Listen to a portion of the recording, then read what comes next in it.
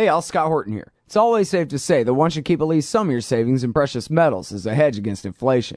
And if this economy ever does heat back up and the banks start expanding credit, rising prices could make metals a very profitable bet. Since 1977, Robertson Roberts Brokerage Inc. has been helping people buy and sell gold, silver, platinum, and palladium, and they do it well. They're fast, reliable, and trusted for more than 35 years. And they take Bitcoin. Call Robertson Roberts at 1-800-874-9760 or stop by rrbi.co. All right, you guys, welcome back to the show. I'm Scott Horton, and this is my show, The Scott Horton Show. Our next guest is our friend Ray McGovern.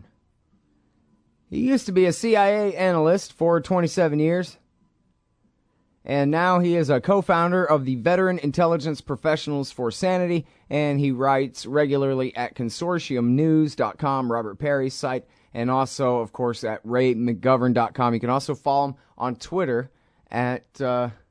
Wait, does everybody have a L in their Twitter handle this week, or what? I think you're Raymond L. McGovern too, right? Welcome back to the show. How are you? Thank you, Scott. I'm doing well. How about yourself? I'm doing good. Very happy to have you on the show. And I'm very happy that you always write about the Liberty every year. June 8th is the anniversary, the 47th anniversary here, of the Israeli air assault on the USS Liberty in the Mediterranean Sea, which they got away with scot-free, to coin a phrase. So, why don't you tell us the story and why you think it's so important, and go right ahead. Well, Scott, let me start out with a little quote from Willie Loman. These things must be remembered, especially this egregious example of the cowardice on the part of our top naval officials in this instance, where they went along with a cover-up under which the Israelis, who killed 34 seamen, wounded over 170, 47 years ago on June 8th, 1967, were let off scot-free, to coin a phrase. There was no reputable investigation. The crew themselves were sworn to secrecy under penalty of court-martial. Now, imagine, you're attacked in this brutal attack. You come up out of the hole that was made by the torpedo after trying to salvage as many body parts as you could from the 27 people killed there. And then you come and you're visited by high-ranking naval officers in Greece who tell you, you must not breathe a word about what happened to your wife, even to your fellow crew members, under pain of court-martial. Now, that obtained for about 30 years or so, and you want to have a clinical description of what's necessary to cause PTSD. Well, there it is. I've been friends with some of these crew members for a while. They all went through it, and small wonder when you can't even discuss what happened with your own crewmates. Now they can. Now they're a little bit older, old as me, some of them. And every year they congregate here in Washington to commemorate the anniversary, June 8th. Yesterday was no exception down at the Navy Memorial. We met there, we reminisced, we had a ceremony where we read out the names of the 34 who were killed. And we stayed in wonderment that top naval officials and our captivated mass media still won't tell the truth about that attack. And the truth involves two main aspects. One, that it was deliberate, and there's no question about that. We have intercepts which indicate that the Israelis told their pilots and their PT boat commanders to shoot at the American ship, the USS Liberty, even though it was fully identified as an American ship. So that it was deliberate is not in doubt. That it was covered up, that too is not in doubt. I'll give you a small example for that. A naval communications specialist, then in Morocco at a relay station, listened in on the conversation between Secretary of Defense McNamara at the time and Admiral Geiss, who was head of the Sixth Fleet. Now, Admiral Geiss had gotten an SOS from the Liberty, and we can talk a little bit more about that, how that happened. And he learned that one of the ships in his fleet was under attack. First reaction, send off the fighter bombers from the USS Saratoga, the USS America, to do battle with whoever it is that's attacking this ship under Geis's command. Halfway there, Geis gets this call from Secretary McNamara in Washington. How do we know that? Once again, this naval official in Morocco was listening in, and this is how the conversation went. You must recall those fighter bombers immediately. Have them make a U-turn back to the ship. Geis. Wait, wait. Say quote. You're saying that those are the exact words of Secretary McNamara. I'm saying that. I'm saying that this is how it came out from this transcript, which is all right. The name of the chief petty officer in Morocco is Tony Hort, and he monitored the conversations from a U.S. Navy communications relay station in Morocco. And when McNamara said, "Have those warplanes return immediately to their carriers," this is what Geis shot back. "One of my ships is under attack." Response from McNamara, quote, "President Johnson is not going to go to war or embarrass an American ally over a few sailors, period," end quote. Now, Geis, I suppose because he's, he obeyed the order, and they were taken back to the planes went back to the carriers. We have stories from those pilots from the America and from the USS Saratoga as to how they felt about all this. What no one knew at the time was this, that even though the Israelis had shot up all the active radar on the USS Liberty, and there was lots of radar on that ship, they neglected to shoot up one communications link that was not connected. There had been some trouble with it. There had been some need for maintenance, so that didn't appear live on their screens. Now, Terry Halbardier, a 23-year-old Texan seaman, was on deck, and he said to the skipper, he said, "Look, there's one communications link that I think I can get reestablished. I just need to get this cable to it. Permission requested to slide across this napalm-filled deck so I can make this connection." McGonigal, the commander, said, "Well, if you think you can do it, go to it." Terry Halbardier did do that, connected the cable, and an SOS immediately went out to anybody who could hear it in the area, including, of course, the Israelis who were attacking the ship. Now, the Israelis, we know from other intercepted messages, said, "Oh, bummer.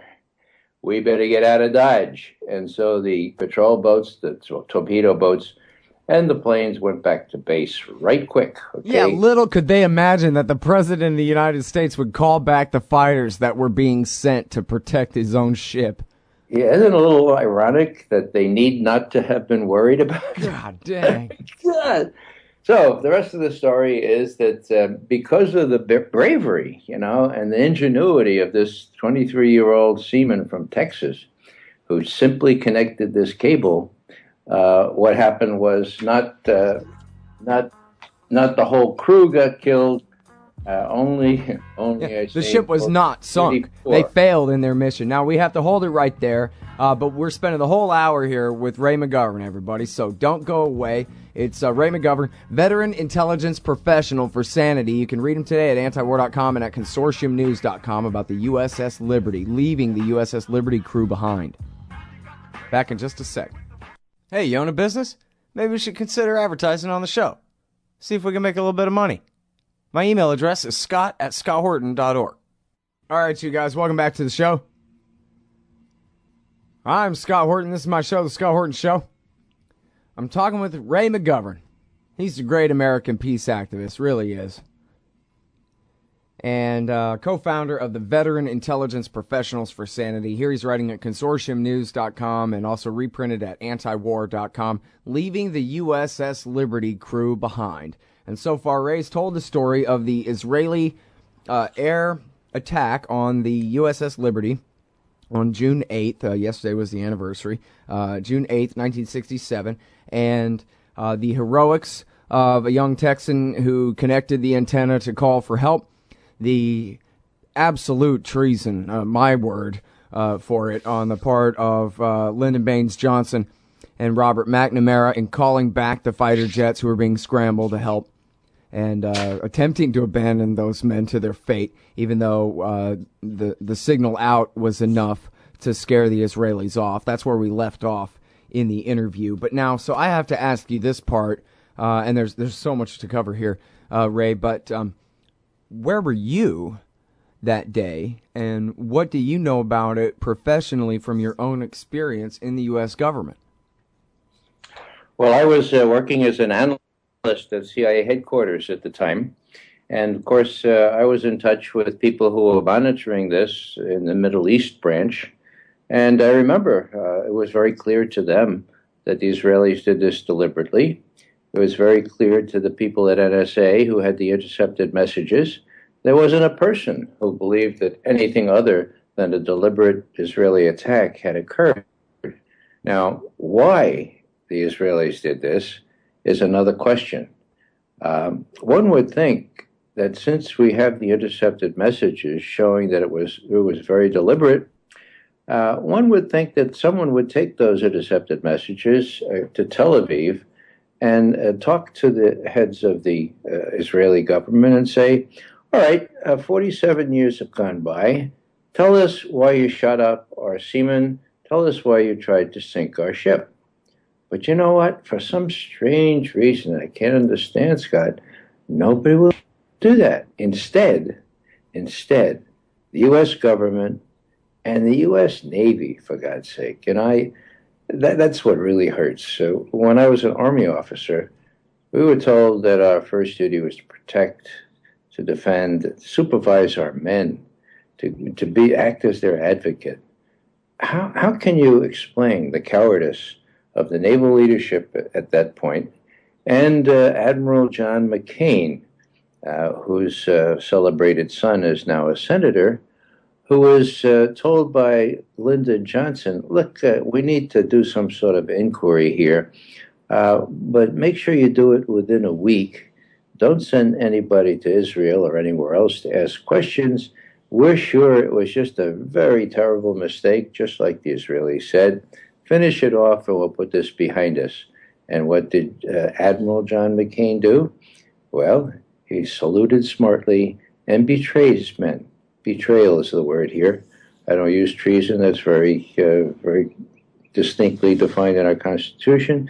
But it was a cowardly betrayal of our men. And now you will not get anyone to pick up the pieces here. There was a separate inquiry 11 years ago by an independent panel on which sat former chairman of the Joint Chiefs of Staff, Admiral Thomas Moorer, and other high dignitaries with experience in military affairs. And they determined that the attack was deliberate, that it was covered up by high-level officials, and everybody yawned, and nobody would give it any publicity. Someone wrote in the comment section of one of the places where my article appeared yesterday, and they said, my goodness, McGovern has done something that nobody else will do, hardly even on the blogosphere. He's called it like he sees it. Well, why should that be so extraordinary, Scott? I just don't understand. Where are people's guts? Why don't people brace what happened? Why don't people defend these folks? It reminds me of what's happened now to our veterans. We know that it's been just another betrayal. Who cares about our veterans? They're only, as LBJ put it, just a couple of sailors. Who's going to go to bat for just a couple of sailors? Well, 34 is not just a couple. And 174 is also not just a couple. That was 2/3 between the killed and wounded 2/3 of the crew of the USS Liberty performing intelligence operations in international waters on a bright sunny afternoon with the U.S. flag flying high. We know the U.S. flag was flying high because the Israeli pilots said, but that's a U.S. ship. That's a U.S. ship. Follow your orders. Hit it, is the response they got. It's all in the intercept. Right. Well, you're going to hate this, but you already know the answer to your question is that it doesn't fit the narrative. And even if it's just a matter of fact, it doesn't seem to fit with what everybody would prefer to believe about the relationship. Not everybody, but the people with power in America and the American political class about the relationship between our country and theirs. And after all, as you say yourself, we don't know for certain what their motive was. We've talked before about this, where it could have been covering up war crimes in the Sinai, or moving on the Golan, or whatever it was that they thought might be a problem. Or I forget if you had other theories that people have put forward. But that makes a great talking point for the deniers too, at least to even just tell themselves while they dismiss it but why would Israel do such a thing? It just couldn't be that that's the real story there. And then so why trouble themselves with a troubling story that just doesn't sound right? Why in the hell, Ray, would Israel attack the U.S.? Well, there were several good reasons. Remember, this was right in the middle of the Six-Day War in the Middle East in June 1967. The Israelis had already decimated the aircraft in Jordan and in Egypt and in Syria. They had already broadened their territory by many factors, and they weren't finished. They fully intended to occupy the Golan Heights, which overlook that part of Syria. I've been there. I've seen the Golan Heights. They are very commanding, okay? Now, we're talking about June 8th. The Israelis had already successfully invaded the Sinai, given the bloody nose to the Egyptians, and next day they planned to go up on the Golan Heights. Now, you couldn't go on the Golan Heights without telling your forces, giving them orders and telling them how to dispose and all that kind of thing, and you couldn't do that without the kinds of communications that the Israelis knew the USS Liberty was fully equipped to intercept and send right back to Washington. So, one theory is that the Israelis are very much in favor of not asking for permission, but rather asking for forgiveness after the fact. Yeah. Didn't want the U.S. ambassador descending on them in Tel Aviv and saying, "We know you're going on a Golan. Don't do it. Don't do it." Well, I have no idea why the board just dumped your audio so far down when the music kicked in, Ray. That wasn't fair. But anyway, we got to take this break, but we still have half of this interview to go.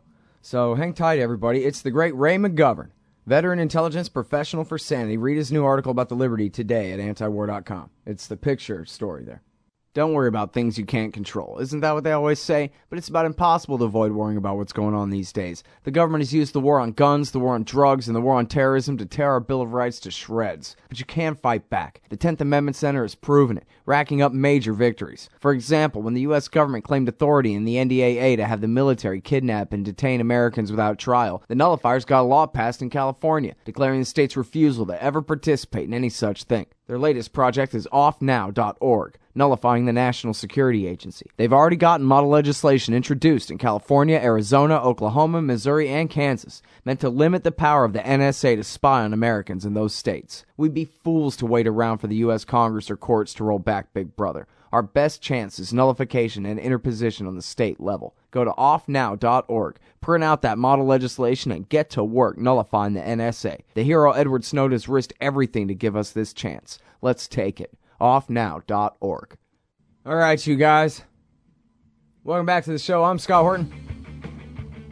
Talking with Ray McGovern, former CIA analyst, now peacenik, veteran intelligence professional for sanity, writer for consortiumnews.com. The piece today, it's the picture story there on the front page of antiwar.com, leaving the USS Liberty crew behind. And when we were interrupted by the break last, Ray, you were talking about the possible motives, the most likely motives for the Israeli attack on the USS Liberty, which was, again, a national security electronic intelligence ship. And so you're talking about the Golan Heights there, I believe, when we were interrupted. Right. Scott, the other very reputable theory, and one that James Bamford, the par excellence expert on NSA, advances, and he does this in his excellent book, Body of Secrets. Mm-hmm. He says that Israeli journalists were eyewitnesses to some pretty terrible things at El Arish, which is right on the coast there in the Sinai. What had happened was the Israelis had taken many Egyptian prisoners as they came through the Sinai on 3 axes, and the one that was the most western ended up with about 200 or 300 prisoners. Now, Egyptian prisoners in the Sinai in the desert, that's a terrible bother. You have to feed them, you have to give them water, most important. And it was just sort of a real encumbrance on the Israelis who were preparing to go up on the Golan against Syria. And so what happened was, according to these eyewitness Israeli journalists, is that the Egyptian captives, many of them officers, were ordered to dig their own graves. They were shot and they were buried right there in El Arish. And then they looked up and they saw this ship. It was 13 nautical miles off El Arish. That's in international waters. And I'm sure you hear the Israeli commander there say, "Oh, bummer. Bummer." Because the Liberty had all kinds of capabilities, but certainly it had line of sight capability to pick up these kinds of communication and find out what was going on there. So that's how Jim Bamford comes down. And it's a very reputable theory. The point is, we can find out. All we have to do is summon the courage, the guts. We don't even have to have any chutzpah. We can just say, "Hey, Israel, why'd you do this? And why have you covered it up? And why has the rest of the United States covered it up?" I'm thinking, Scott, that... Well, wait a minute now. Tell me what you're thinking in a sec, but I was going to say that one of the subjects that you and I have talked about over the years is America's Iran policy, and something that you highlighted numerous times as being very important was it Admiral Blair bringing up the USS Liberty in the context of Iran. It seemed like what he was saying to the Israelis is, you better not attack us to try to make it look like the Iranians did it, because I'm going to know and I'm going to be pissed off at you, and it's not going to work, so don't even try it. That happened just a couple of years ago. Yeah, that's right. So that would be the one instance where the Americans brought it up to the Israelis at all, and it was, don't you do that again. That's right. It was Mike Mullen, actually. Oh, Mullen, that's right. At the time. It was July 2008.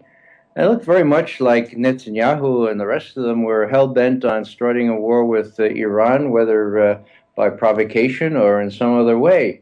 And so Mullen was sent out there to talk to his opposite numbers and the defense minister in Tel Aviv and say, "Look, you better not do this. We're not going to be automatically supporting you if you attack Iran." And he pulled out this ace in the hole. He referred, for the first time that I know of any senior American official referring to, he said, "Look, we know what happened at the Liberty. We remember that. Don't you ever try to do that again to one of our naval vessels. Don't monkey around like this again." And that brought him up short. Now, there were a lot of reasons why the Israelis backed off, but that was the only time that I saw a high-level military official face them down on that. And to his credit, he was a naval officer, Admiral Mullen, and he was not the worst by far of our Joint Chiefs of Staff. One thing I'd like to do is, two things really. Mm-hmm. I got most interested in the Liberty at a very, very curious juncture. It was about 7 years ago, and I was giving a talk down in Springfield, Missouri. And on the way down, I printed out the London Review of Books version of Stephen Walt and John Mearsheimer's piece on the Israel lobby. Mm-hmm. This was the one that was commissioned by the Atlantic magazine. And when they saw the draft day, they held their noses and said, "Guys, you don't expect us to publish this." Suffice it to say that Mearsheimer and Walt could not find a U.S. publisher for this. They had to go to the London Review of Books. And it was, of course, a factual explanation of how powerful the Israel lobby is in this country. Witness how they've been able to suppress this story about the Liberty. Now, what's the point of this? Well, I'm speaking at a big church hall, about 300 people, and somebody says, "Hey, what do you think about the Mearsheimer and Walt's piece?" And I said, "Thank you. I had just read it on the plane." I said, "Well, actually, I just read that on the plane. I think it's great, but what I don't understand is why they avoided mentioning the most egregious example of the power of the Israel lobby." And I saw nobody's catching eyes. I mean the USS Liberty. Now, there are 300 people there, Scott.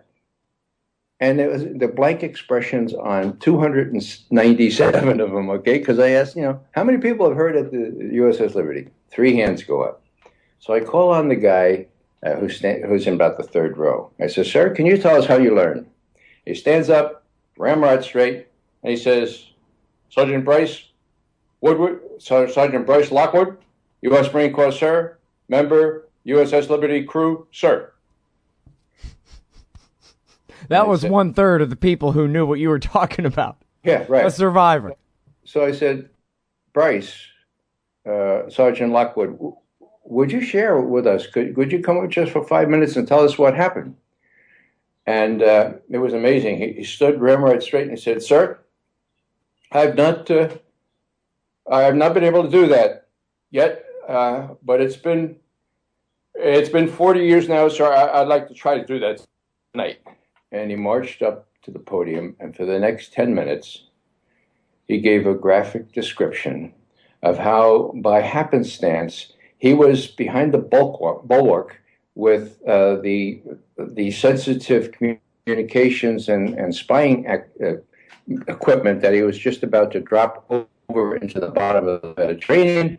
The torpedo hit, killing 26 of his men in the NSA. He was a Russian linguist, but there are many Arab linguists there and 2 Israeli linguists. 26 killed. Next thing he found himself doing was trying to salvage 1 or 2 of them that seemed to be still alive before they floated out through the hole that the torpedo created. He recounted that story, and it just, was so authentic and so gripping. And then he said, "I've not been able to talk about that till now, and I guess I'm still violating the rule. And if they court-martial me, I hope the other 299 of you will come to my rescue." Now, Scott, Bryce Lockwood was there yesterday afternoon at the Naval Memorial in Washington with about 7 other USS Liberty survivors. There was a ceremony. I participated. And I can tell you that never have I. I'm sorry, there was a ceremony. What, Ray? I took part in the ceremony. They read the names of the 34 who were killed. The grief was thick, and I just got so angry that I had to make sure that everybody that I knew didn't have a chance to. All right, well, Ray, I'm sorry to interrupt you. I don't know why when the music comes up, it pushes your level so far down like that. That's crazy as hell. But anyway, we'll be right back. We got one more segment with the great Ray McGovern on the USS Liberty right after this, y'all. Hey, y'all, Scott Horton here for The Future of Freedom, the monthly journal of the Future of Freedom Foundation. Edited by libertarian purist Sheldon Richman, The Future of Freedom brings you the best of our movement, featuring articles by Richman, Jacob Hornberger, James Bovard, and many more. The Future of Freedom stands for peace and liberty, and against our criminal world empire and Leviathan state. Subscribe today. It's just $25 per year for the back pocket-sized print edition, $15 per year to read it online. That's The Future of Freedom at fff.org/subscribe. Peace and freedom. Thank you. Hey, I'm Scott. This is my show. Welcome back to it. I'm on the line with Ray McGovern, former CIA analyst, now veteran intelligence professional for Sanity, and writer for consortiumnews.com, raymcgovern.com, antiwar.com. The piece today is Leaving the USS Liberty Crew Behind, and I want to recommend to you guys, if you just search scotthorton.org for USS Liberty, you will find interviews with Joe Metters and Ron Kukal, both survivors of the USS Liberty. And I think probably there's a couple of previous interviews of Ray. I'm not sure if I ever interviewed James Bamford about the Liberty or not. But anyway, if you search the archives at scotthorton.org, you can find interviews with at least 2 different survivors of this attack. And one of the things that I'm not sure if we had a chance to talk about, Ray, but I want to make sure that we do talk about is how they strafed the lifeboats and the stretchers, and they really were attempting to. Apparently, there's no question about this. Was from I believe you right here that Admiral Moorer's investigation determined that they were trying to make sure to kill each and every last person, no survivors, no witnesses. Well, that's right, and those are war crimes, pure and simple. You don't do that. That's against the law of war. It's against all manner of conventions. Now, I'd like to just say a word about our 4-star generals. You just mentioned Admiral Moorer. He had the guts to pursue this independent investigation, came up with their results. It was totally ignored in the press. Now, Moorer is an exception to the rule. He cared about the troops. I'm just reading a headline here. The Veterans Administration says more than 57,000 patients are waiting for their first visit. Now, there's a very, very serious deficiency in leadership in this country, and nowhere is it more evident than with the 4-star generals. And I'd like to just tick off a couple of things because I am, frankly, very ticked off at what's been going on. And you're a former military veteran as well, aren't you, Ray? Yeah, I was an Army officer, and it pains me greatly to see what's going on. We mentioned Admiral Mullen. He was not the worst, okay? He did that gutsy thing in July '08, mentioning the Liberty incident to the Israelis, and yet as soon as Chelsea Manning released those reports, Mullen was among the first to say, "Oh, the sky is falling. The sky is falling. This will be irreparable damage." So they fall in line. Okay, now nowhere has the falling in line been more evident than one of these sainted generals, General 4-star Tony Zinni of the Marine Corps. What about him? Well, he was at the Veterans Foreign Wars meeting on the 26th of August, 2002, when Dick Cheney got up and said Saddam Hussein has all manner of chemical and biological weapons, and he's preparing a nuclear weapon. He's very close to it. UN inspectors, they're not worth their darn. They just give you a false sense of security. We got to zap them. Now, Zinni said 3 years later, I say again, 3 years later, I was sitting there. I was getting an award at this ceremony, and I was listening to that, and I was still on contract with the U.S. government. I just retired, but I knew that the intelligence didn't support what Dick Cheney was saying. And what did Tony Zinni do? Well, he played Burr Rabbit. He didn't say nothing, okay? Next one, Eikenberry. Carl Eikenberry was commander of forces in Afghanistan. Before that, he supervised the training of Afghan troops. And when the Zionists, led by Bruce Riedel of the Sabin Institute at Brookings, and General Petraeus and the others decided, well, they'd mousetrap Obama into sending more troops to Afghanistan, 2 surges, one in March and one later in the year of 2009. What did Eikenberry do? Well, he wrote these 2 incredibly good cables. One of them saying, look, this is a fool's errand. Karzai is not a reliable partner. These guys will never get trained up. And besides, if you don't close off the border with Pakistan, it's not going to work. And what happened?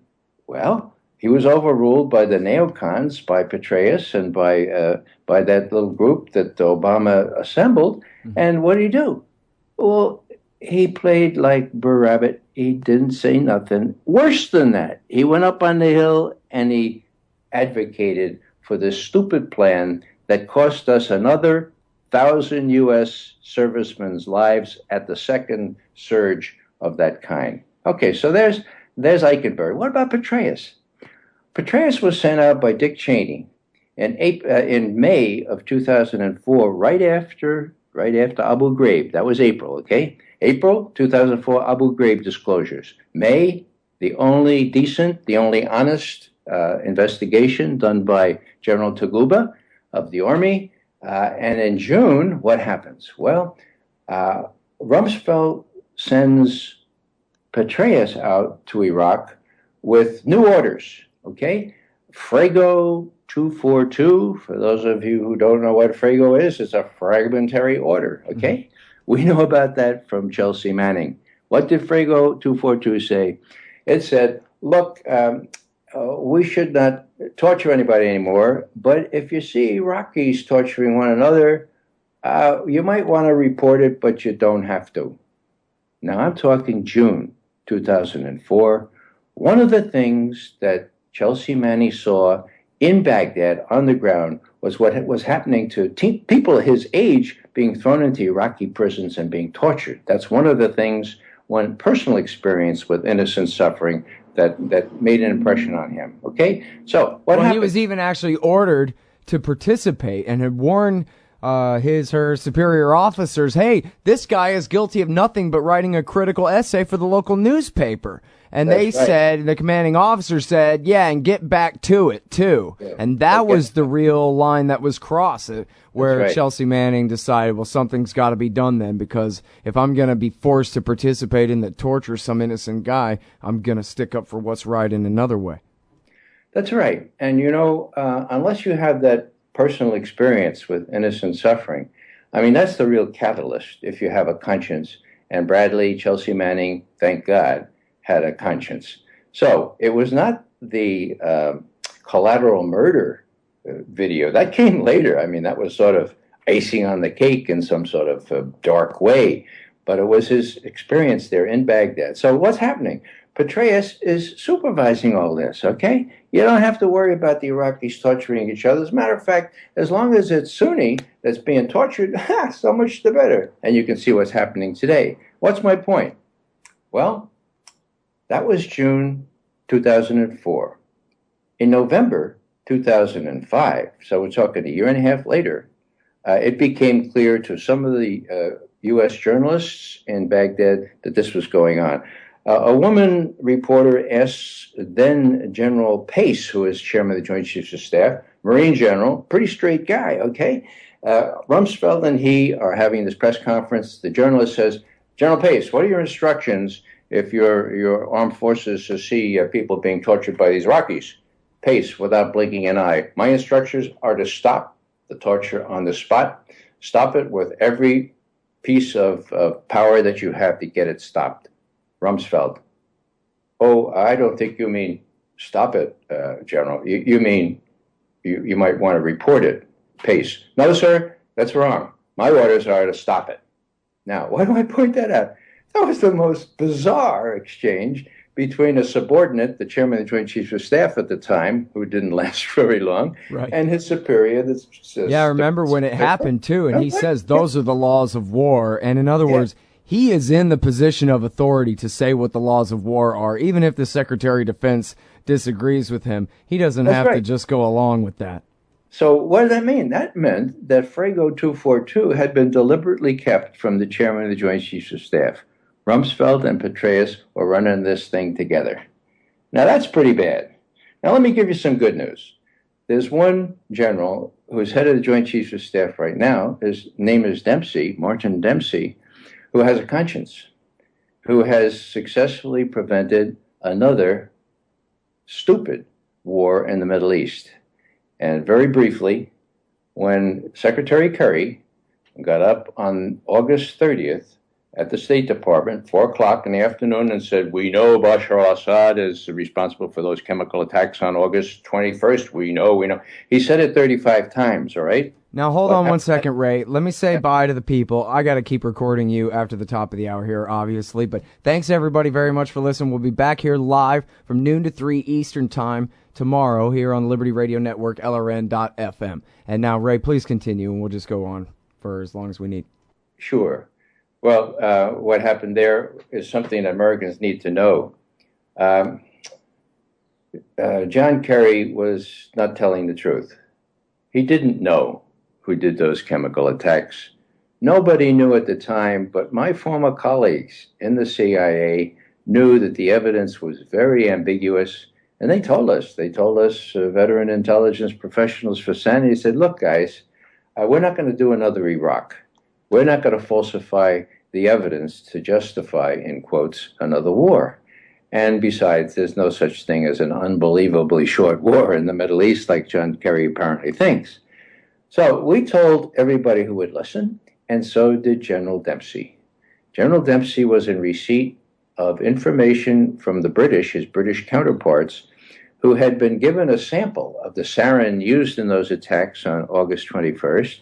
And the British had already determined that it was not the kind of sarin that was in Syrian army stocks. It was a different kind of rudimentary sarin that we knew, that Western intelligence knew, the rebels were capable of producing and had already indeed produced. So here you have Kerry 35 times saying, they crossed the red line, we know, they're doing their Mueller stuff. Now, what does Dempsey do? Well, I don't know if it was that Friday night, August 30th, or whether it was Saturday morning, August 31st. But he goes to the president and he says, Mr. President, look, despite what your Secretary of State is saying, we don't know, okay? We have reason to believe it was the rebels that did this. But more important, Mr. President, it's not going to wash this time because the truth is going to come out. And by the way, you know, we know you really like those tough guys in the White House and those tough women now that you got around. But, Mr. President, with all due respect, they don't know diddly about war. We do, okay? We do. Not only that, but John Kerry, hats off to him for sailing boats up the Mekong, but that doesn't make you a strategic thinker. And he knows that we know that he's not telling the truth. So, Mr. President, if you go ahead now and approve this war that Kerry really wants you to do, what's going to happen is I'm going to be besieged by the press here in this country. They're going to say, General Dempsey, why is it you could not have waited 2 days to hear the report from the UN inspectors coming back from Damascus on what really happened on August 21st? And Mr. President, it's going to be kind of difficult, but I'm going to have to say to them, beats the hell out of me, go ask the president. All right? Now, Dempsey said, look, Mr. President, here's what you say.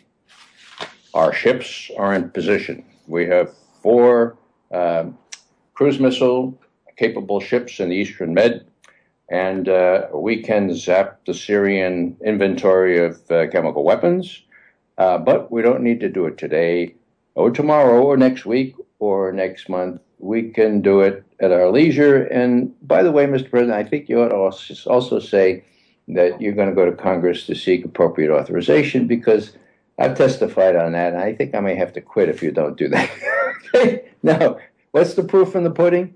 I'm outside the White House, okay, on the 31st of August, Saturday morning, noon. We have this big demonstration going. We have somebody inside where the Rose Garden appearance of the president is just about to happen, and we get word the president has just said, our ships are in position in Eastern Med, but we don't have to do this today or tomorrow or the next. And he says, quote, there is no time sensitivity to this, and I'm going to seek congressional authorization. We couldn't believe our ears. So he blamed it on Dempsey, and the proof was in the pudding. Next day, Sunday now, the 1st of September, John McCain and that fellow Lindsey Graham, they descend on the White House in high dudgeon. They're so angry. And they come out into the parking lot there, and the cameras are going, and they say, that Chairman Joint Chiefs of Staff, General Dempsey, he doesn't know what he's talking about. This was going to be a war that needed to be, it could have been an unbelievably short war, blah, blah, blah, blah, okay? So there's the proof in the pudding. What happened was Dempsey stood up to the president and said, look, we have this other channel going. We're working with the Russians, actually, to get those chemical weapons out of there. President Putin and President Obama went around behind the back of Kerry, came to an agreement, and the Russians bailed us out on that by getting the Syrians to destroy all their nuclear weapons, all their chemical weapons. Who would have thought that was possible? Now, final thing here, you want to know why people like John Kerry and neocon Victoria Nuland, a neocon, why they hate Vladimir Putin with the fervor with which they hate him. Well, I grew up in New York, right? Gene Autry we used to do these cowboy films, and the Iroquois Indians really hated Gene Autry. Well, the next film that would come out, the commentator would say, you remember how much they hate Gene Autry. They hate him yet from another picture, right? Okay, well, Newland, Kerry, and the other neocons hated Putin from this other picture where they almost had their war in Syria. And that's part and parcel of why they ginned up this coup d'etat in Kiev, and whether they thought they could ever succeed in weaning Ukraine into NATO, that's an open question. But they knew damn well, pardon my French, that they could cause real poison in the relationship between Putin and Obama. And indeed, they have succeeded beyond all expectations in that. And I am seriously concerned right now that the Russians might be provoked into intervening in the Ukraine because this new president is his speech and his actions indicate that he's wanting to provoke them to come in. I just hope that that Putin maintains his sang-froid and is willing to hold off and not be provoked into military intervention, but rather use the economic and other cudgels that he has to prevail, because this is where he holds the high cards. He doesn't need to invade. I just fear that the pressure is on him. The more and more people get killed in the eastern part of the Ukraine, that he may feel that he has no other option. Yeah. Well, and now that could be a whole other interview, or we could get back to it. It's fine with me if you want to get back to it and continue on. But to get back to tie this all back to Israel again and our original topic of the USS Liberty here, like you're mentioning about, the motivation of the neocons to prevent any kind of, to whatever degree they can, to obstruct the relationship between the United States and Russia in cooperating on issues like Syria and Iran. And why Syria in the first place? America's policy on Syria in the first place? Partly Saudi, but mostly because that's what Israel wants, to help weaken Iran. And I actually should go ahead and make a correction here as long as I'm on the record with you, Ray. And that is that I have mischaracterized a passage in a Jeffrey Goldberg interview of Barack Obama in the past by saying that they don't even pretend for a minute to mention the humanitarian crises of the poor people of Syria. That's actually not true. They both actually invoke the most pro forma, don't mean it, dispense with it type tropes about the poor people of Syria, and then they go, it makes the point even better, really. They go on and on and on about, wouldn't overthrowing Assad be a great way to weaken Iran's position in the region, Mr. President? And Barack Obama says, that's right, Jeffrey Goldberg. I'm the Israel lobby's humble servant. Look at what a great job I'm doing weakening your friend Assad in Syria. And this may be a little bit broken record from interviews with you in the past and other interviews on the show recently, but hey, it's still the most important thing in the world other than our relationship with Russia, I guess, and that is American support for these jihadis when they're the only legitimate enemies of the American people on the planet, and only because Iran is the pseudo-pretender enemy of Israel and is actually no threat to Israel, not any more than they were when Israel was helping Ronald Reagan sell them TOW missiles in the 1980s. And so, like Michael Oren puts it, well, I prefer these bad guys, meaning Al-Qaeda, to Assad or Hezbollah because they're backed by Iran. And so when he says that's what I prefer, we see the result of that. That's what American foreign policy prefers. And then, so the fact that Obama's really pursuing this nuclear deal, well, I don't know how, Gareth Porter takes it with a grain of salt, so I don't give him much more credit than that, I guess. But it seems like Obama, on one level, is trying to pursue a real nuclear deal with Iran, the last big fake outstanding issue between our two countries. But on the other hand, he continues to completely act a fool in this Syria policy that, to hear the president himself tell it, is all just about making Israel feel good about Iran for a little while. Well, the Iran factor is crucial, and Iran having a defense treaty with Syria, I mean, that means a lot. And the neocons thought if they could give Syria a really bloody nose, that this would at least embarrass the Iranians. But Scott, what most people don't realize is how the situation evolved. Starting exactly at this time last year, in a word, Bashar al-Assad started to win. Okay? He started to win big. He was dislodging the rebels from strongholds that had held for 2 years. It looked like he might be able to consolidate his rule in all but some of the parts in the north there where looked pretty hopeless for Bashar al-Assad, but he was winning. Now, what does that mean to the Israelis? Well, Jody Ruderin, who is the New York Times bureau chief in Jerusalem, she actually reported back at that time that she had asked high-level Israeli officials, well, what's your preferred outcome in Israel? And one of them said, oh, that's easy, no outcome. And she said, wait a second, preferred out? No. He said, oh, yeah, no outcome. Look, it's sort of like a playoff game where you don't want either team to win. The Sunni and Shia are going at it big time in Syria, and not only Syria, the rest of that part of the world. Let the bloodletting, let the hemorrhaging continue, because as long as it continues, we in Israel consider ourselves immensely safer. Now, that, even Judy Ruderin suggested, is how the Israelis were looking at it. Now, what does that mean? Well, that means that if Bashar al-Assad starts to win, that's not so good for the Israelis. And so what do they need? The ace in the hole, U.S. military involvement directly.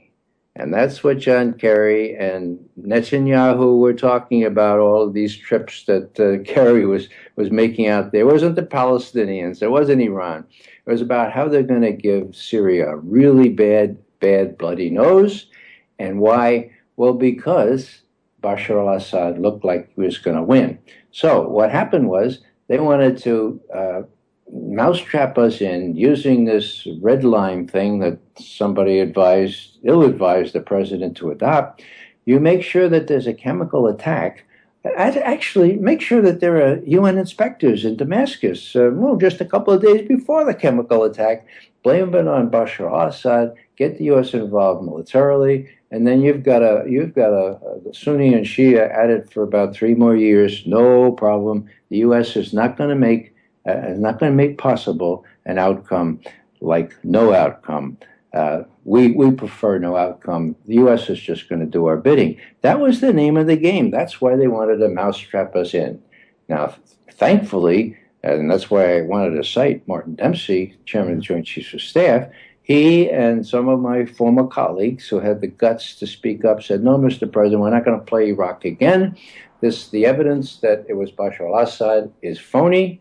And, of course, 2-3 months later, we have Cy Hirsch, the premier investigative reporter in this country, unable to publish this story in the New Yorker, for which he writes, or any other U.S. publication, but in the London Review of Books, giving chapter and verse as to how this went down.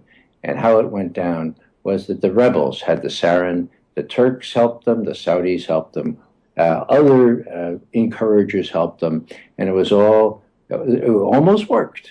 It was one day away from working, because after John Kerry made that speech on the 30th of August, the Israelis were warned within 48 hours, we're going to get an attack, so put up your defenses. The French were told, and the French had their fighter bombers on the tarmac, okay? And it was a little embarrassing, but the White House had called both Israel and France and said, well, we changed our mind, there's not going to be an attack. That's how close we were.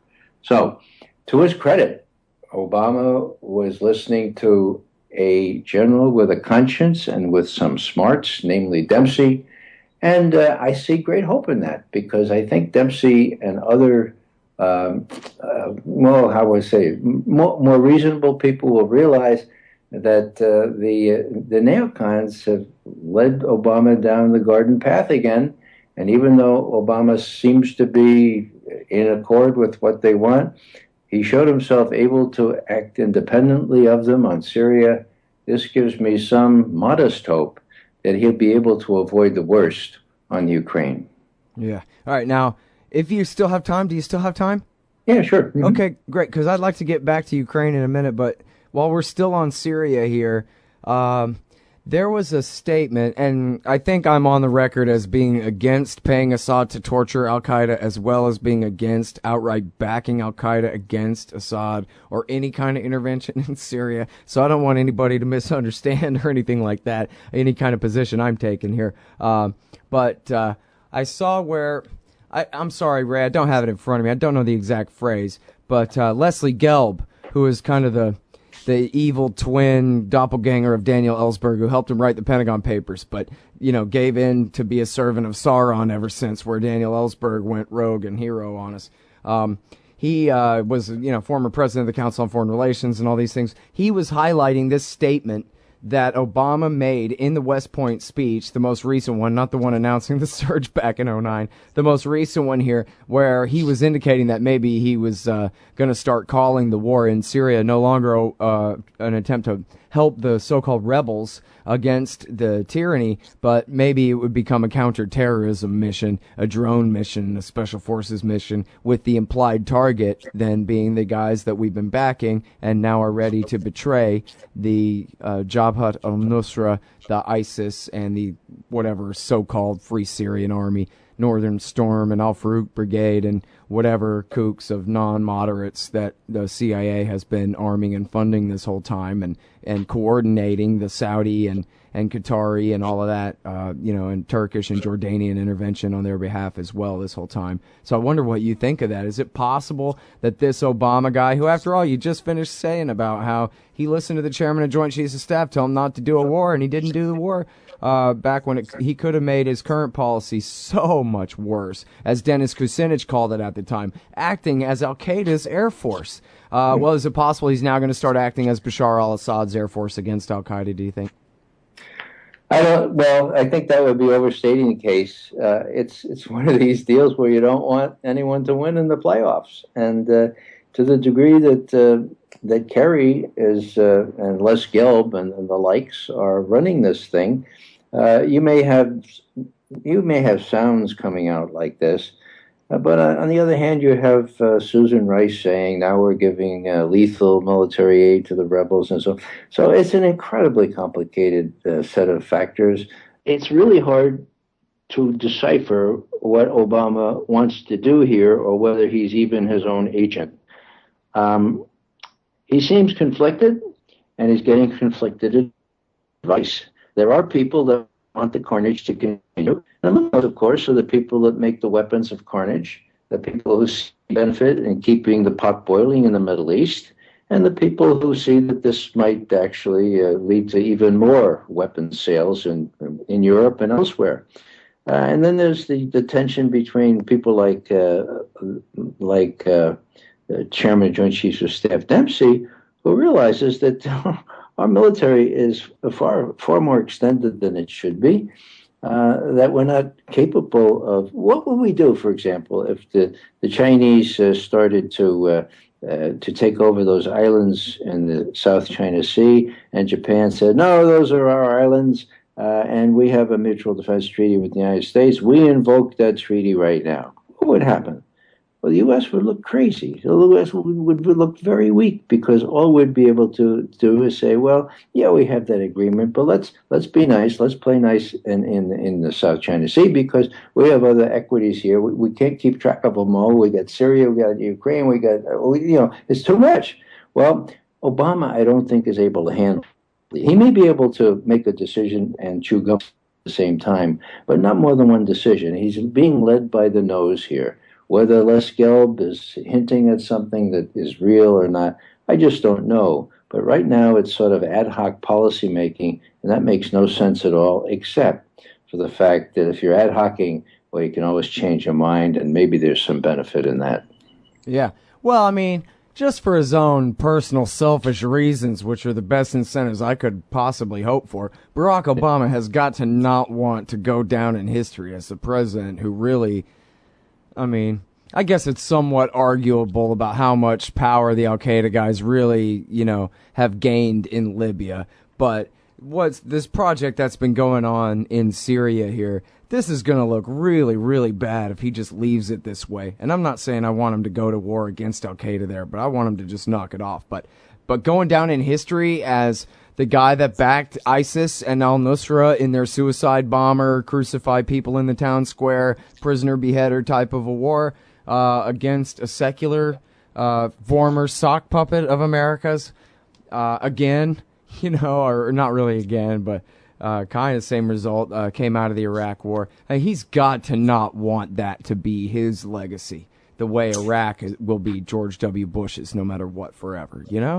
Well, I agree, Scott. And at least he knows how to rub a couple of neurons together compared to George W. Bush. Not that he's a good man, but at least he's capable of some critical thinking skills, Yeah, I mean, comparisons are invidious, especially that one. But, on the other side, he seems to be a very impressionable person, and he's impressed by the responsibility to protect tough Amazon women, Susan Rice, Samantha Power, Victoria Nuland. What do they know? What do they know about military operations or the geographic and strategic equities that they're fooling around with? They're playing with fire, and yet you have Obama somewhat captive to them. And, he is a wuss. I've been saying for 5 years, but you would think by now he would have some sort of discernment with respect to whom he should listen to and whom not, but that seems to be lacking. And the Ukrainian thing is one egregious example of that. Putin has offered him all kinds of ways out, but it would have required Obama standing up to the neocons, talking with Putin, working out some sort of arrangement with the EU and with the Ukrainians. Instead of that, he's stoking the fires with this new guy. And the new guy is saying very fiery things.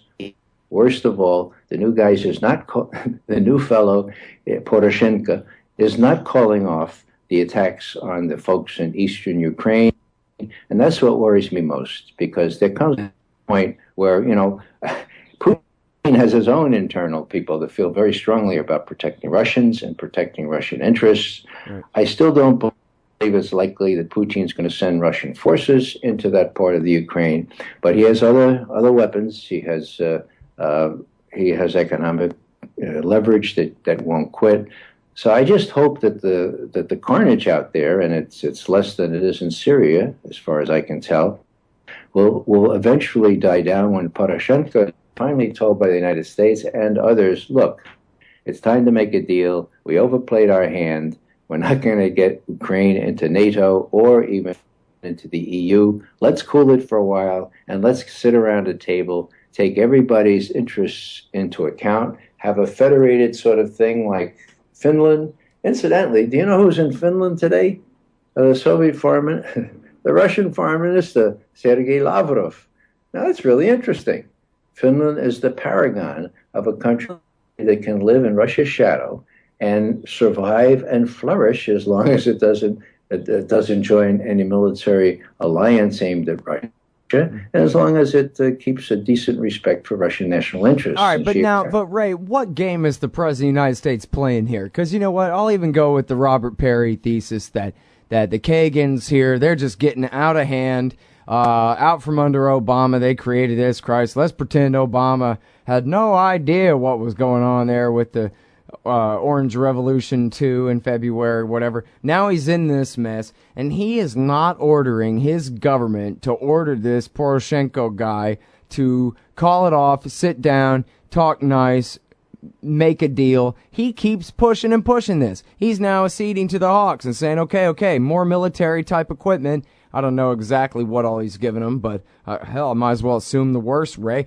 They are looking at a government in Kiev that is too weak to enforce its reign on the east, and so they're arming it up so that it'll be strong enough to have a real civil war here and to push this thing, and they're not doing the opposite of that. I mean, you're making the great case for what's the obvious thing to do here now, but Obama is not listening to you, man. He keeps going with this thing. Otherwise, as you say, this, tough talk and tough actions in the east. We just talked with Dan McAdams about the people killed in the airstrikes and all of that over there, covered up in the media here.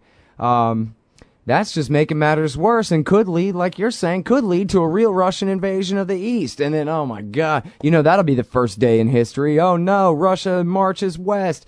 And, a whole new Cold War times 10 then in today's climate. So what the hell what do you think Obama thinks he's doing over there at this point? Never mind what Victoria Nuland wants. It's not up to her. Well, that's the $64 question, Scott. I don't know if Obama knows what he wants. I know he's under a lot of conflicting pressures. And, his dilemma is really how he reads Putin and how Putin looks at things. Now, if you look at what's happening from Putin's point of view, you have B-52s and stealth bombers now deployed to Europe, okay? Now, that's a totally unnecessary thing. The Russians are not threatening Europe, and yet Obama has let himself be persuaded to send stealth bombers from interestingly named White Man Air Force Base in Missouri, which I was at a month or so ago, and the B-52s. Now, why would he want to do that? Well, that betokens a guy who wants to show how tough he is, but Putin can't just sort of say, well, he's just trying to appear tough. He's got to reckon with the hardware, okay? And stealth bombers and B-52s are an act of provocation that he has to take into account. The other thing, and what people don't really realize, is that when Putin made that long, his 4 hours, his press conference on April 17th, he was asked a lot of questions. And one of the things he said was, the idea of trying to draw Ukraine into NATO, that's bad enough. But even worse is this missile defense system that they're trying to in place in Poland, in the Czech Republic, and worse still on warships in the Black Sea and elsewhere. Okay, that's what bothers us even more. Now, if you're Putin and you're looking on and you see the President of the United States not only developing this anti-missile system ostensibly aimed at non-existent yet Iranian nuclear-tipped missiles, and you see that it's really aimed to permit the United States to have a first strike, well, that gives you the idea, from Putin's point of view, that this guy, whether he feels, however he feels, he's a wuss. And he looks like he's a tool of what we call the military-industrial complex. I've run into he says, I know what that's like. Khrushchev ran into that too. Obama doesn't seem to be able to act in any way like John Kennedy. And so I have to take that into account. That's what makes this situation explosive, because as Putin himself has said, words are cheap, actions really matter. And what he watches Poroshenko do at the diktat of the U.S. and the EU is what the operable factor will be.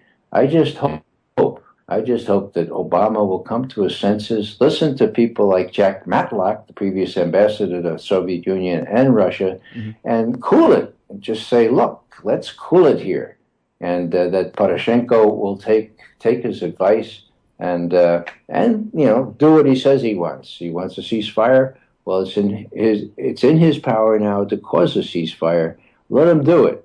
If he doesn't do it, well, we can read the situation for what it is, not for what it rhetorically is supposed to be. Right. Well, I mean, and this is the problem with all this stuff, is how obvious the counterfactual is, how obvious it is what the right thing to do would be. And then they do nothing but the opposite of that. And so you had tweeted out this morning, or I don't know where the hell I saw this. You put it somewhere here, this statement of Bill Bradley. Oh, I guess I found it on your... Oh, no, you emailed it to me. This statement of Bill Bradley, a former Democratic senator, former presidential attempted nominee, ran against Al Gore in the primaries back in 2000 for the Democratic nomination. And here he's giving a very sober talk for about 10 minutes to the Carnegie Endowment. So it's an audience of all kind of yes men on the inside of the establishment, kind of people in the crowd. And so he's basically up there on the premise that, like, hey, guys, I'm going to talk to you candidly a little bit here about maybe another point of view on Russia that you might need to hear or something. And what really bothers me in this is you can tell that he's telling them what he thinks they need to know, but that he also knows that they don't know. This is a crowd of people who believe their own nonsense about what they're claiming about Russia and their motivations and what's really going on here. And then he tells the same story as you and Jack Matlock and the rest about how we got into this mess. And it was the expansion of NATO, when we should have been treating the Russians as a beaten friend, with sportsmanship, beaten ex-enemy that now we can be friends with. We just kept kicking them while they were down over and over and over again, and now it's come to this. We've got a real border dispute that, I'm trying to remember who it was and whether we talked about this in the recent past, Ray, but there was a story that was written, I think, for Forbes or something about how a real war in Ukraine, like if the Russians invaded and, the Ukrainian army, did their very best against them, the Americans got pulled in or other European forces got pulled into a real war in Ukraine, which is possible, even if they're not NATO members, that could very quickly lead to nuclear weapons, the use of nuclear weapons. He said it's a mistake for people to think of nuclear war as this whole other different separate kind of war, where, you imagine missile silos in North Dakota and Montana, being turned and full-scale intercontinental ballistic missiles taking out capital cities and all these kinds of full-scale things. But he's saying that, no, really, it's one continuum. It's not a whole different kind of war. And if the Americans were really losing on the battlefield to the Russians in Eastern Europe, they might use nukes to preserve the credibility of NATO, which they see as the single highest priority on the face of the planet. And the Russians, they just might use nukes if they thought that they were really going to be faced with NATO nukes stationed in Ukraine, that would be absolutely intolerable of a situation for them to be faced with if they were beaten with chemical weapons to that point, or conventional weapons, to that point, and that they then could use tactical, battlefield nuclear weapons, and that even in that entire scenario, the commanders would have to be able to have the permission and have the nukes to deploy in order for them to be useful. And so at that point, you're not even talking about the president giving a command to the guys in Montana. You're talking about people on the battlefield, maybe generals from other countries' militaries in charge of using America's nuclear weapons, and God knows who in Russia in charge of using theirs. And they're really messing with complete and total danger. Not to be that alarmist, because I'm not the kind of guy who really believes that it's always the worst case scenario, but damned if it don't look like the Americans are trying to turn this thing into some kind of worst case scenario here, when all they have to do, like you say, is say, we're all going to sit down at a table and start meeting now. America's the 9 zillion pound gorilla here and can force all sides to the table just at their suggestion, and yet they just won't do it. And I'm sorry for going on so long, but it sort of seems like, to try to set the context here, like you're saying, like Eric Margulies as well, is comparing this to the start of World War I. This is a setup for a real big set of blunders that could go very, very wrong. Well, that's right. The Guns of August really started around now, back in 1914. And, the equities here are incredible. When John Kerry was asked, "Are you aware, Mr. Secretary, that this could lead to war with a nuclear power?" Kerry said, "Yes, we're aware of that. We've taken that into account, period." Now, you're Putin, or you're the chairman of the equivalent Joint Chiefs of Staff in Moscow, right? And you're listening to this and you say, is this guy detached from reality? And if he is detached from reality, and if he totally eclipses his colleague Hagel there as defense secretary, what does that mean to us? How should we protect ourselves from this kind of, well, I won't say the word that comes first to mind. Now, that's important, because declaratory policy has always been just as important as moving troops around. If you have a Secretary of State says, yeah, we're willing that this, we acknowledge, we're aware that this this could lead to a conflict with a nuclear rival. So that's number one. Number two, what do Samantha Power or Susan Rice or Victoria Nuland know about strategic defense or strategic offense? They know nothing. And yet they seem to be in the catbird seat there in the White House.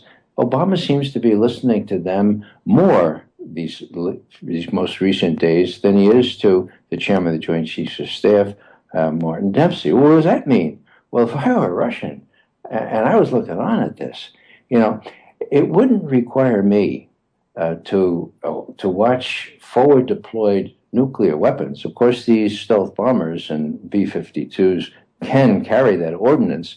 It would suffice for me to see a defensive attempt to shift the strategic equilibrium here. And what I'm talking about is missile defense. Now, Bobby Gates brags about the fact that when he saw there were a lot of Poles and a lot of Czechs that didn't want to be targets of Soviet retaliation if missile defense systems were put in their countries, he says, I got an idea. Let's put them on ships, okay? Whoa, great idea, Bobby. And we can sail those ships where? Well, the Treaty of Montreux allows us to sail these ships right through the Bosporus, right into the Black Sea, right? So if I'm Putin and I'm looking at John Kerry, I'm looking at this sort of nonchalant adherence to putting in a missile defense and putting it on ships, then you know what I'm going to do? I'm going to seize the Crimea before anybody takes a second look at it. Because as Putin himself said in one of those long interviews, the notion of Ukraine joining NATO and, Sevastopol, our naval base since Catherine the Great, for us to have to visit U.S. and other NATO sailors in Sevastopol, I really would much rather it be like it is now, where if they want to come to Sevastopol, I'd really prefer that they would be visiting our base and our sailors. Now, that was sort of a jocular way of putting it, but there it goes. You put missile defense ships in the Black Sea, you've changed the strategic equation, and no knowledgeable or no conscientious Russian or other leader of any other country will put his nation in such jeopardy when he has the high cards and can prevent it. And so there you have the lesson of Crimea. Crimea was ripe for plucking. He plucked it, and there's a lot more story to that. But the important point I'd like to make here is that as Putin looks on, and this is what we have to do, if we look through the Russian point of view, he sees nothing but fecklessness at best, and serious desires to assert control over that part of the world at worst. And he doesn't know where Obama comes out. That's why they really need to get together for more than 15 minutes. Putin needs to read the riot act to Obama, saying, look, you can't come and make nice with me privately and then excoriate me publicly just for political benefit. You said to Medvedev 6 or 7 years ago, you said to Medvedev before the last election, you said, look, missile defense, look, just give me some slack. Give me some time. I'm going to get reelected. When I get reelected, then we'll talk about missile defense. Well, what happened to that? What happened to that, Obama? So what needs to happen is these guys have to be able to understand each other better. I had hoped that something might happen in connection with Normandy. I can see Putin and the Russians coming away from Normandy in high dudgeon. I mean, all this business about, I saw one article today that the Russians should have been invited, right? It was the Russians that won that damn war. It was the Russians that at Stalingrad turned back the Nazi hordes and at Kursk obliterated the Nazi tanks. It was the Russians that fought from 1941 to June 6, 1944, virtually alone. Sure, there was some activity in the Mediterranean and Italy and places like that, but they bore the brunt. They lost 25 million people, and how did they get treated at Normandy? As sort of the second cousin, and with pundits writing, they shouldn't have even been invited. Well, history has some significance. nationalism, good or bad, has some historic influence on decisions. And I just marvel, and I'll say this right on the record, I just marvel at how much sang-froid, how much restraint Obama and Lavrov and the others, the real pros in the Russian diplomatic service, have exercised under what most reasonable people would say have been extreme provocation by the likes of John Kerry. Yep. All right, well, I think we better leave it here, Ray, so it's not just too long for anybody to hear. But it sure has been a good one, and I sure appreciate your insight on all of these very important issues. I hope that we don't get H-bombed to death before we have a chance to do it again. Okay. Thank you very much. Okay, Scott. Appreciate it. Everybody, that is the heroic Ray McGovern. He's at raymcgovern.com, at consortiumnews.com, and at original.antiwar.com. His piece today, or from yesterday, actually, for the anniversary, is leaving the USS Liberty crew behind. But especially, he's been writing a lot of great stuff about Ukraine and Syria lately as well. You can find it all at antiwar.com and at consortiumnews.com. All right, thanks. Hey y'all, Scott here for Liberty.me, the brand new social network and community-based publishing platform for the liberty-minded. Liberty.me combines the best of social media technology all in one place and features nightly classes, guides, events, publishing, and so much more. Sign up now and you get the first 30 days free. And if you click through the link in the right margin at scotthorton.org or use the promo code SCOTT when you sign up, you'll save $5 per month for life. That's more than a third off the regular price. And hey, once you sign up, add me as a friend on there at scotthorton.liberty.me. Be free. Liberty.me. Hey, all, Scott Horton here for the Council for the National Interest at councilforthenationalinterest.org. Are you sick of the neocons and the Israel lobby pretending as though they've earned some kind of monopoly on foreign policy wisdom in Washington, D.C.? These peanut clowns who've never been right about anything? Well, the Council for the National Interest is pushing back and telling the lobby to go take a hike. The empire's bad enough without the neocons making it all about the interests of a foreign state. Help CNI promote peace. Visit their site at councilforthenationalinterest.org and click Donate under About Us at the top of the page.